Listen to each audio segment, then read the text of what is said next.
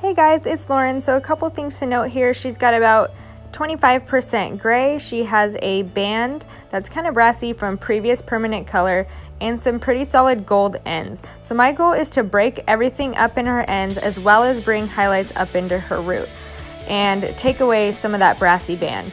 So what I did is a color correction, and I went in and did my foliage technique, and in between I went ahead and did Gai Tang My Identity 6NI, and what that does is it brings down her root color a little bit in between the highlights so that she gets a much better blend from roots to ends.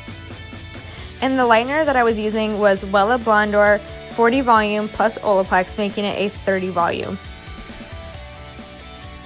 So to address the grays, in order to avoid the banding that she normally gets from using permanent color, she only has 25%, so I used a Demi-Permanent 6N Kenra with Stroke 88 Wella, and that's a blue, so that's to prevent even further it from going brassy. Even though we are using a Demi and it's a lot less likely, I still want to just put a little bit of blue in there to prevent it as much as possible.